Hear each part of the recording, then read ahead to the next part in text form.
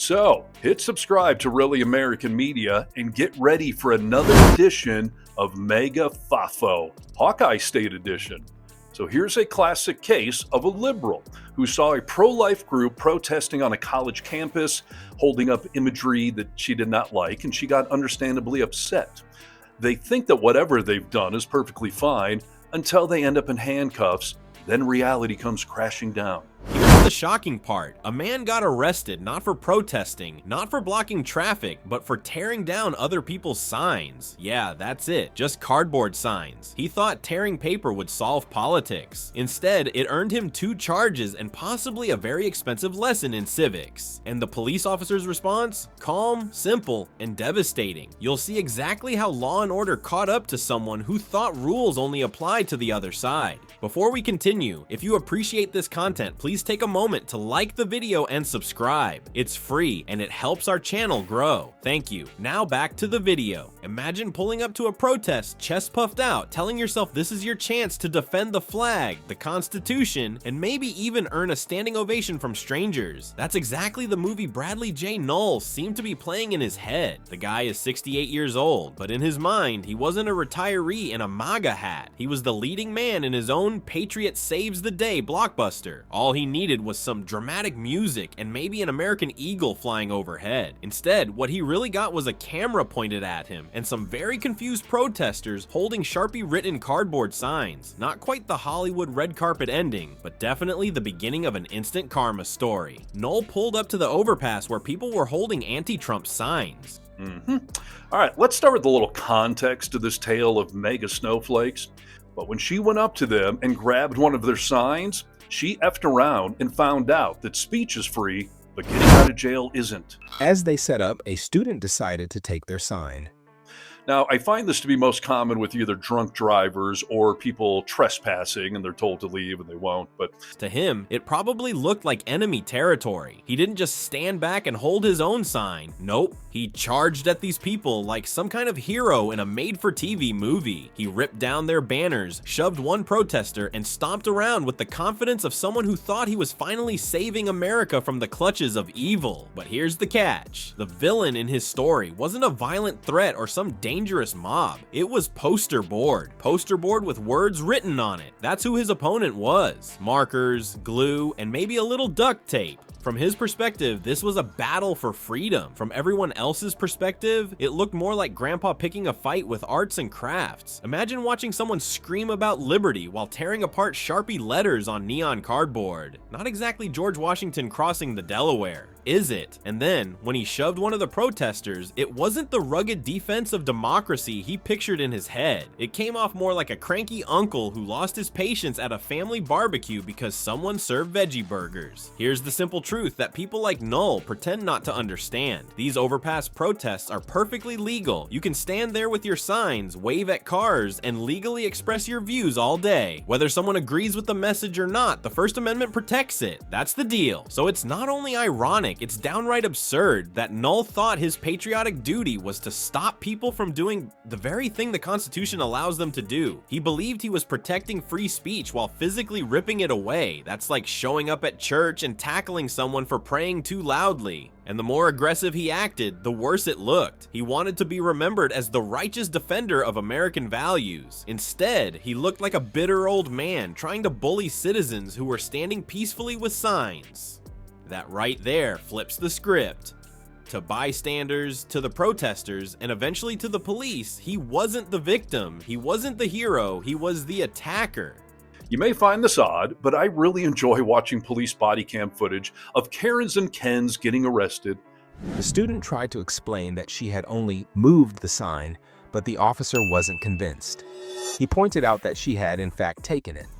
The student then tried to justify her actions, saying the sign restricts women's rights. Until Trump figures out how to delete it. But in the meantime, you have the right to free speech, even if others don't like what you're saying. The moment he laid hands on those signs, and especially when he laid hands on a person, his action movie fantasy collapsed into a slow motion blooper reel. He must have expected applause, maybe even a handshake from some like-minded onlooker. Instead, what he got was a police officer's hand slipping handcuffs around his wrists. No marching band, no medals, just a very real introduction to the legal system. The wild part though, the most devastating blow to his act didn't come from the protesters or from the cuffs. It came next, from the officer's calm explanation that crushed his excuse, word by word. You'd think someone screaming about law and order would at least know what the law says, right? But that's the funniest part about Bradley J. Null's big showdown. He paraded around like he was the sheriff of a one-man town, yelling at people with signs, swiping at property that didn't belong to him, and brushing off any protester who dared to point out he was out of line. In his world, rules were for everybody else. He was too busy starring in his imaginary sequel to Dirty Harry Cardboard Edition.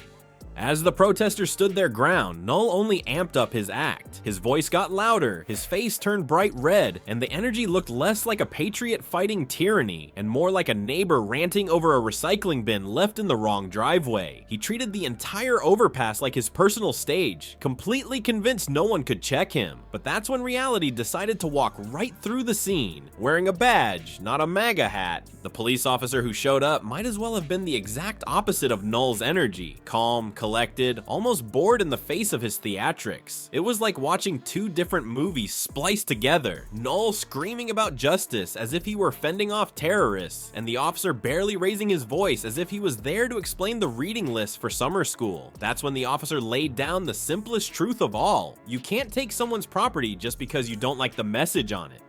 I love seeing people get put in their place, getting their comeuppance. These are people that think they know the law. This also happens a lot at protests, and that is what this story right here is about. You see, kids, in America, we have the right to peacefully protest. It's in the Constitution. Could you get it off for a sign, please? On college campus. But the officer explained something important. You can't take other people's property just because you disagree with it. Surprised, the student responded, "I can't believe y'all protect them." Think about how devastating that line is for Null's entire excuse. He thought he was the brave defender of freedom. In reality, he was the guy ripping away freedom because the words weren't the ones he wanted to see. That one sentence stripped his argument to pure dust. He wasn't preserving liberty. He was stomping on it and doing it so loudly that even people driving past on the freeway could tell who the bad guy was. And the comedy of the moment? It felt like a substitute teacher explaining the most basic classroom rule to a kid who just snapped someone else's crayons in half. You'd expect a 68-year-old man to understand the basics of property and free speech. Instead, he needed a cop standing there explaining it like he was in kindergarten civic studies. This wasn't even the first time a MAGA-style meltdown ended in embarrassment. Remember the case in New York where a man tried ripping the hat off someone's head, thinking no one would stop him? That clip went viral, and instead of looking tough, the guy looked like he lost his composure over a baseball cap. Patterns like this don't end in glory. They always end in red faces and mugshots. Null just added his name to the growing scrapbook of instant karmas starring people who confuse freedom with their own comfort. And what really makes it deliciously ironic is the one phrase Null and his crowd love to chant: law and order. It rolls off their tongues at rallies. It's posted on their bumper stickers. It's the slogan they swing around whenever they want to look like defenders of American values. Yet when the actual law appears in front of them and calmly points out the obvious, suddenly the rules aren't so fun anymore. Law and order is great for everyone else, until law and order shows up for them. The thing about the law is it doesn't play favorites. You can wave a giant flag or rip one to shreds. The second you cross into assault or start tearing up property, you're in the wrong. It's not about politics, it's about basic rules everyone has to follow. Free speech doesn't mean you fight the speech you hate with your fists. It means you let it exist, even if it annoys you. Null forgot that and got taught the hard way. The irony, he attacked freedom and got schooled by freedom's rules. Who's the snowflake now?